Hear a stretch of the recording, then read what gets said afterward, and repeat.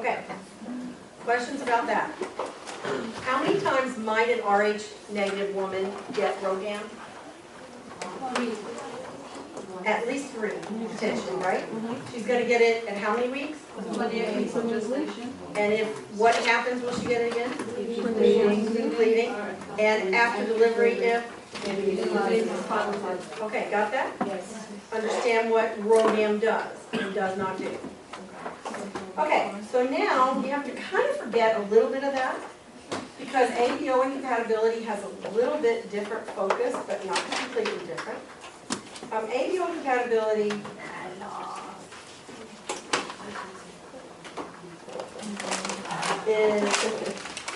affects 20 to 25%. So this has nothing to do with the RH status. It has only to do with the type. Now when we get through this, you'll see that there is a type and an RH status that gets a double whammy. But you can have an RH problem that has nothing to do with ABO incompatibility. And you can have ABO incompatibility, bless you, that has nothing to do with RH status. Or you can be not on the good team and get the double whammy. So in most cases, this is limited to a mother who is O. And her baby is either A, B, or AB. Why? Because here's mom. Look at the antigens, the proteins on O. What are they? No, O. Zip, zero, nada, zero, null, nothing. There are none. So again, if she's exposed to a protein, an antigen that is found on A, or B, or AB, which has both, then she can have a reaction that can develop antibodies that can cross the placenta and affect her baby. Now the tricky part is there are some other ways she can have this happen. Certain foods and gram-negative bacteria can also cause her to make these bacteria. And here's the part, and you just have to trust me, believe it, and don't forget it, because I've had a couple of people in my class over the past probably 2 or 3 years that were like laboratory scientists, like they actually had BS. One of them had an MS degree in science already, in laboratory science, and she couldn't find the right answer, okay? Not exactly, not one we could understand anyway. That this does not go from pregnancy to pregnancy. With the RH status, once you are RH sensitized, you are that way forever. This, every pregnancy is a new roll of the dice, and you just have to believe that and go with it. Unless you can come up with something else that I haven't been able to, okay? So, just go with it. First infant affected, no relationship from pregnancy to pregnancy. Now, why would it be that in the RH sensitization, why is the first pregnancy often not a problem? Because 90% of the time the exposure is at birth. And when the placenta separates, where is the baby? It's out, so it's no longer exposed. Okay? So, this is a little bit different. So, it's only for moms who are type O. Now, knowing that these are the 2 major, not only, 2 major hemolytic conditions from pregnancy. These are the babies that will be tested for blood type. Up until the early 80s, all babies got typed in RH. It was just part of their cord blood. But pretty soon the insurance companies, they're going, well, what do you, okay, why'd you do that? Well, we always do that. Well, why? Well, we always do that. We've always done that. Nope, you can do it, but I'm not going to pay for it. So pretty soon then facilities said, oh, we're not going to do it anymore. But we are going to do it on all women who are RH negative and all women who are type O. These are the babies that you will always find their type and RH status on the chart. NICU babies who are getting blood, you might find it on theirs too. But just every teeny baby out there? No. Only babies who are born to moms who are RH negative or type O. So, if this is a mom who has O negative, her baby kind of gets a double whammy, right? Because they can have ABO incompatibility and they can have RH incompatibility. RH incompatibility is a real killer, can really kill. ABO incompatibility is usually a milder form, but still it's serious. Causes hyperbilirubinemia and jaundice and then all the potential problems with hyperbilirubinemia. But those are the only babies that we'll test their blood on, because those are the ones that are at risk for hemolytic disorders. Now, I said those are not the only ones. There are others, and they are very rare. They have usually numbers and letters in their name, and there's nothing you can do to test for them beforehand. There's nothing you can do to prevent them. They just exist, and when that happens, I've seen a couple of babies over my 40 years as an RN, or 39, or whatever it is, that have these conditions, and basically they just tell the parents, your blood doesn't mix, don't have any more kids. Period, seriously. So, how do you know that this is true, and I'm not just making that up? If you go to the hospital and you're going to have surgery or you're going to get blood, what's the order for that? How do they order blood? Type and cross. Well, we know what type means, and of course it'll be R too, but what does the cross mean? Compatibility. You take a little drop of your blood, a little drop from the bag, mix it together, and if it does not do what, it's okay. If it does not agglutinate or clot, then they're compatible. But if you put those two drops together on the slide and they clump up, they're not compatible, even if they're both the same type in RH. So there are some other things in our blood we can be incompatible with and for, and that's what necessitates the cross part. Only if you're in the middle of exsanguinating and dying are they just going to grab a bag of blood and give it to you that has not been crossed. They say, well, he's A positive, give me A positive, don't take the time to cross it. You know, that's just life and death only. Or they probably wouldn't do that, they'd just take what? O negative, right? Okay, questions? Here's a question.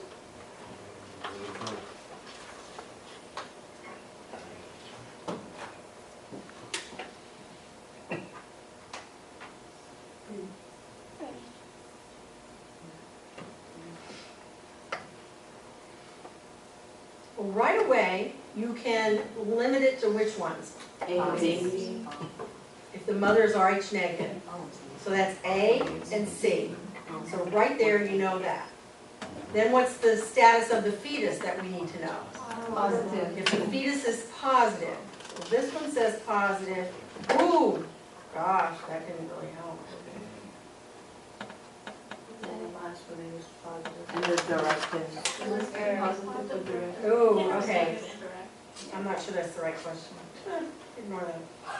So the real answer, though, I want to get all the wrong answers out there, is if the mother is RH negative and the fetus is RH positive, and don't worry about the other one, because that's okay?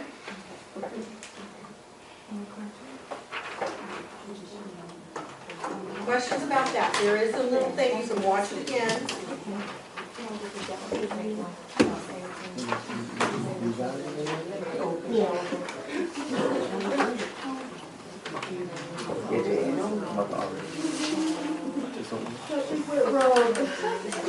It always says that.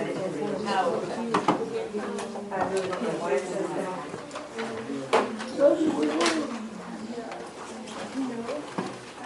I did this one time. This is called a Prezi. Have you all seen Prezi presentations? They can make you nauseous because they move kind of funny. Somebody said, oh, you got to do this. It's so much easier than making a PowerPoint, blah, blah, blah. It took me like 40 hours to make it. It is not easier. But once you get into it, you're like, oh, I'm going to do it. I've never made another one. I hate it. But it's interesting. But it does kind of go woo, all around, so it can make you nauseous. Okay, so this is chapters 27. 20-something. 27 and 29. 27 and 29. So we did chapter 26 with its little combos from 24 and 30.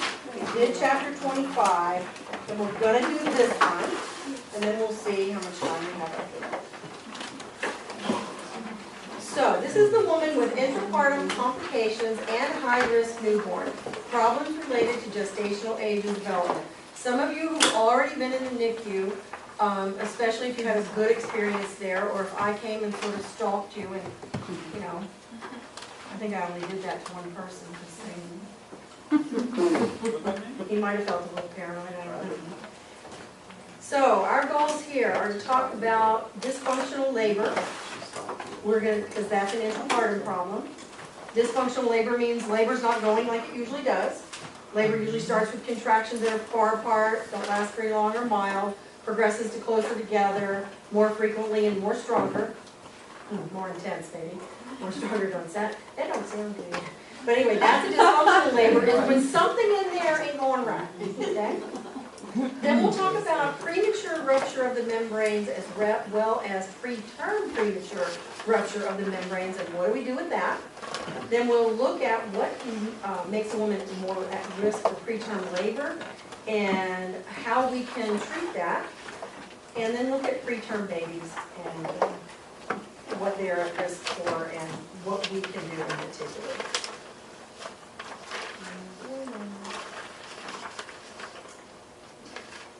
So, complications. We're going to talk about our dysfunctional labor, preterm and premature rupture of the membrane, preterm labor, and premature infants. So let's go back and start with dysfunctional labor. Is it making you nauseous yet? Yes. Ugh, it's kind of making me nauseous just looking at it. Take a glass of Yeah, I know. Some people can make these things where the actual presentation is in a shape or a design that's representative of the topic. I wasn't really that creative or able to do that. So when they can do that, it can look really cool. Mine just kind of goes all around. Okay, so what causes dystocia of labor? Remember the 4 Ps? Yeah. We got problems with those. Problems with the power, problems with the passage, problems with the passage, problems with the psyche, and add this one though. This is a new one. Problems with the duration of labor. It can be way too long or way too short. So that's what a dystocia is. Now what you'll really hear in the clinical setting is, hardly anybody will say, oh, we have a dystocia of labor here. They'll say labor's not progressing, or she's going way too fast, she's going too slow, is she ever going to have this baby, you know, whatever. But it's not the normal, just not the normal way we think of it. Arrow. So here are some problems with the powers. I'm going to tell you right now, there are 2 different ways, and you just have to memorize them. Remember when I told you you had to memorize the definition of NST reactive?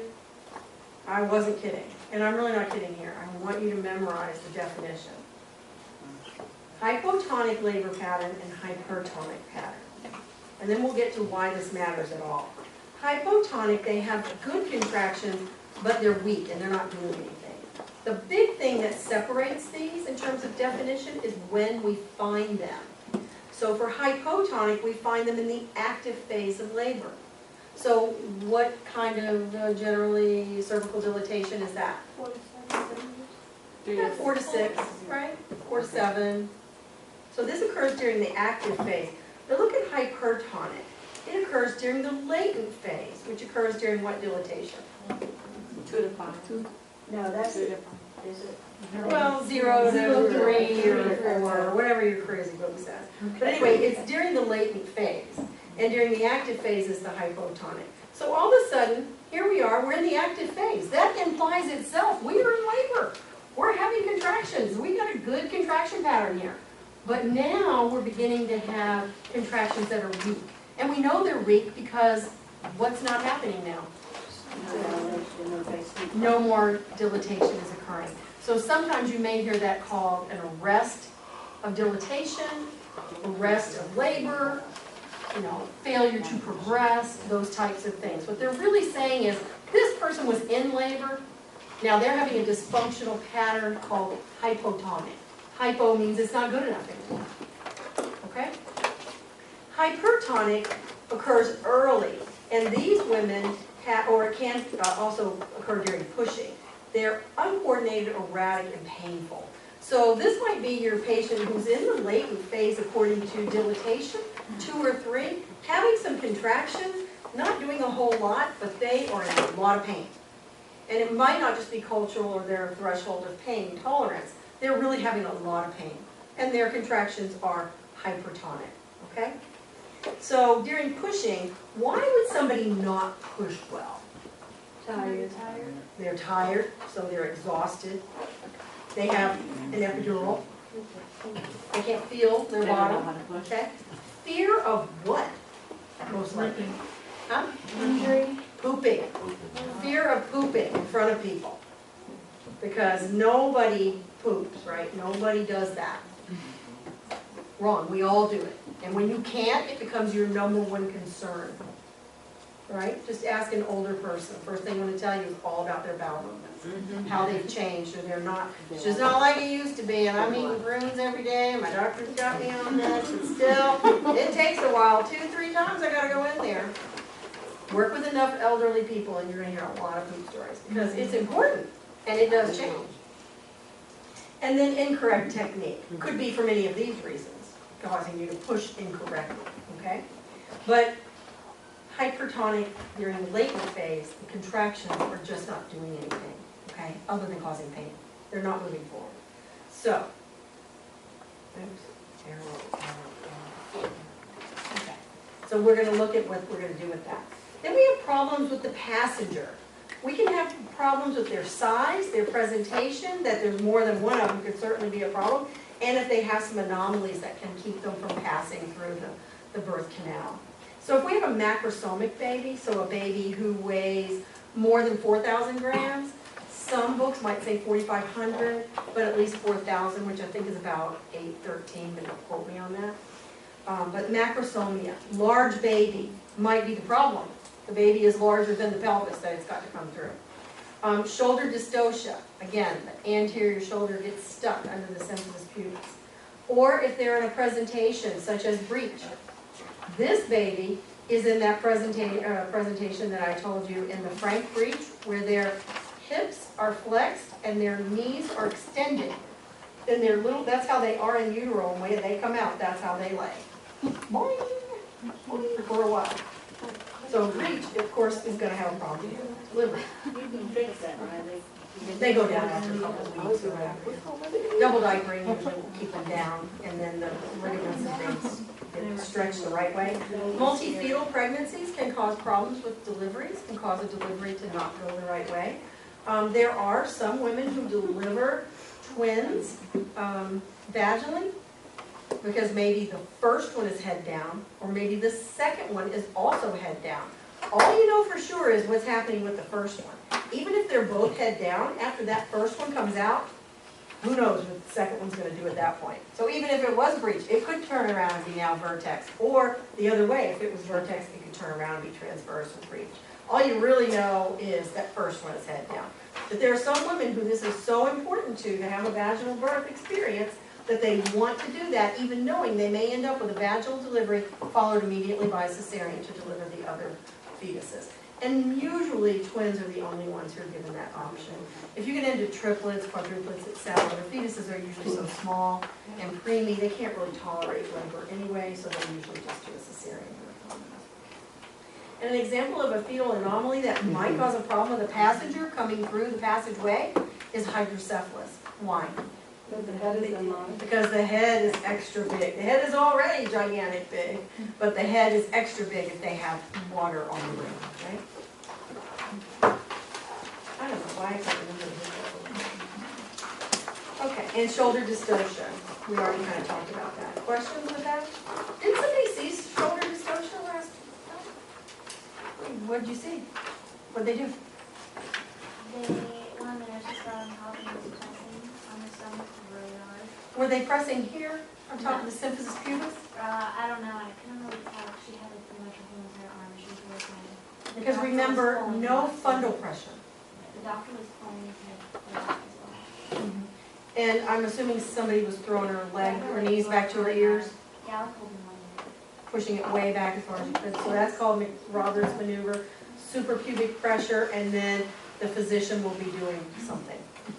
Pulling, rotating, cracking clavicles, doing something to get the kid out. Were there a lot of people in there? Yeah, they called the shoulder and like 5 of them had nurses. But they did get it out. And what was the thing that you said that they said the fetus was doing as it was delivering? It had turtling, and what does that look like? That's when the head's like coming out as she pushes their face back in. Yeah, so if they're doing like a turtle, you know, stick their head out and then go Turtling. way back up, you know this is gonna be a potential risk anyway, because they're turtling. Okay, problems with the passage could be way narrow.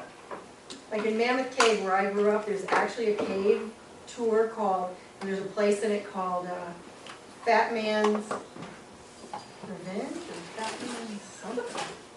But people get stuck there. I remember when I went my first time, I said to my dad, do they ever get out? Is that in Tennessee? No, most of them have caves in Kentucky around Bowling Green. They have one in Tennessee too, like if you're a certain size, There are a lot of caves in you Tennessee. can't go through, you have to go all the way around. Yeah, there are a lot of caves in that whole area. Mammoth Cave is the largest cave system in North America, I believe. Maybe the world. But anyway, so when I said that to my dad, he's looking at me like, you were smart. Do you see anybody standing in there? Like, yeah, they're all gone now. Fat people made it through. We'll be fine. But anyway, so it can be the pelvis or it can be a soft tissue. But basically, the passage is too small. Now, problems with labor duration. You kind of just have to remember these things too. Prolonged labor. In active labor, see, this is one thing I do not like about your book. You see this now? Who, I want to know, please introduce me to the healthcare provider, nurse, doctor, midwife, practitioner, who can measure 1.2 centimeters with a digital exam in the vagina. It's not accurate, okay? So let's say 1 centimeter and a half. Usually that's what we expect during active labor. Does it always take that long? Kimberly, didn't you have a patient who moved faster than that in active labor?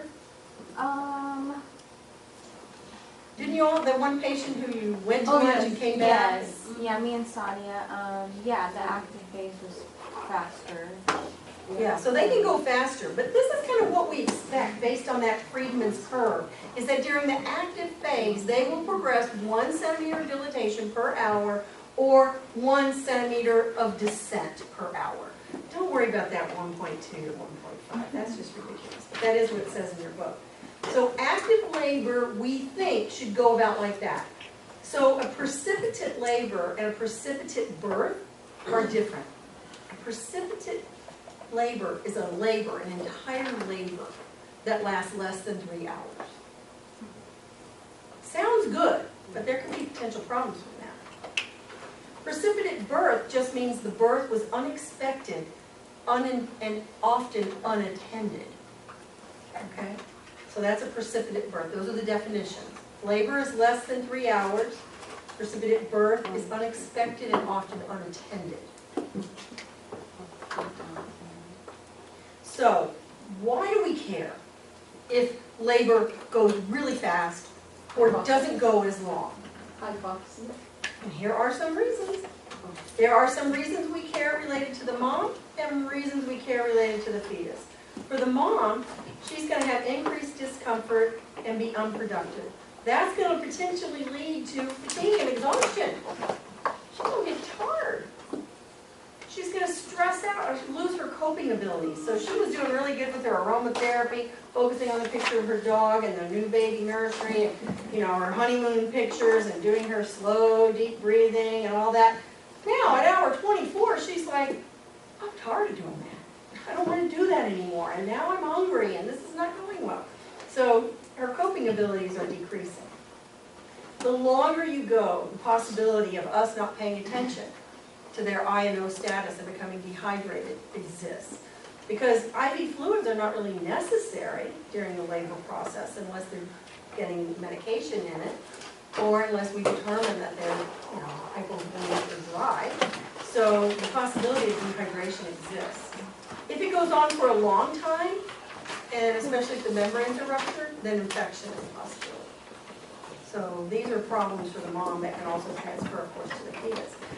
And interestingly, increased risk for postpartum hemorrhage in a mom whose labor has dystocia. And again, can be problems with the 4 powers plus problems with the duration, meaning it lasts too long or not long enough. Those are all problems, okay? Postpartum hemorrhage, the easiest way to associate this is if she has dystocia of labor, she got a bad uterus. A uterus that does not follow God grew all in Mother Nature in Yahweh's instruction. Did not do it. So why are we to expect that it's going to follow those instructions in postpartum and clamp down and get small like it's supposed to? Probably won't. Okay? So if they got a bad uterus in labor, very high risk of having bad postpartum too. So this is why we care about mom. For the fetus, we might have a non-reassuring fetal status. And what would that look like? What would we see on our EFM that wouldn't look good? It's a deep variable or late accelerations, absence of variability, absence of accelerations, right. We have increased incidence of caput, succedaneum, cephalohematoma, and molding. Because the longer that head is in the pelvis and pumped down into the bony pelvis, the more likely we are to have soft tissue swelling, which is caput, or a bruise, which is cephalohematoma. In addition, so that's a long labor, a rapid precipitous labor can also cause some of the same problem because that baby is shooting out of that vagina like a rocket, like whoom. And so the fact that it could have soft tissue swelling or a bruise from that is also possible. So head injury to the fetus in those terms is a concern for labors that go too long or too fast. And the risk of sepsis only increases as long as the risk for infection for the mom increases, meaning prolonged rupture of the membranes. So longer than how many hours? 24? Probably longer than 24, but it could be. Could be even less, and there are other problems. So what do we do for this? Well, these are the things we can do. If we're going to assess, we want to assess the vital signs, the contraction pattern, because the contraction pattern and the labor progress, so dilatation, effacement, and descent of the fetus are how we determine whether the labor is progressing as expected or not. Right? So we need all of that information. Assess for the signs of infection. How would we know? What signs of infection during a laboring mom might we see? Temperature. Elevated temperature, Blood pressure. Shivering. got her skin's warm.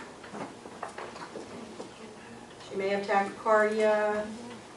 What about her discharge, vaginal discharge? It might be odorous, might be smelly, right? Her uterus might be tender, because you're going to have an infection in your uterus when you touch it. And I don't mean just with contractions, but just tender to palpate. So we're assessing all of these things. These are the problems with having a dystocia of labor. Infection, which we talked about, fatigue, which we talked about, pain, which may not be as easily resolved or managed because they're exhausted, they're tired, they've worn themselves out. Coping the same way. Anxiety, what are they anxious about? Themselves and their baby. They read what to expect while you're expecting, and they watched YouTubes and all this stuff, and this is not what they saw for a normal labor. So even without you telling them things are not progressing normally, they know they're not, and they're anxious and they're worried. Injury can come to the fetus as it rapidly descends through the passageway. Can you imagine there might be some damage to the mother when she delivers that fetus in less than 3 hours? Yes, that baby is like a rocket shooting out of there. So she can have lacerations of her cervix, her vagina, the perineum. Could be torn all the way down. So she can also be injured. So a fast labor is not necessarily good. An appropriate amount of time for the soft tissues to stretch and get open and ready is much preferred. So what we're going to do about this is we're going to teach our patient, and what are we going to teach them? Well, we're going to teach them all about what's happening. We're going to teach them about why their labor may not be progressing, or why it's going so fast, etc. We're going to teach them about the implications. Draw a line up here. These are the implications, whether it be too fast or too slow, and how that relates. Now, we're not going to teach them, we're not going to tell them what the treatment plan is, but we may be able to tell them what might happen. If your answer to every single patient question is, talk to your doctor, I don't know, you're not going to get a lot of respect. No one's asking you to make a plan. But sometimes you can say, you know, I'm not sure, but the doctor is coming or the healthcare provider is coming, they're going to evaluate you for the safest way for you and your fetus to, your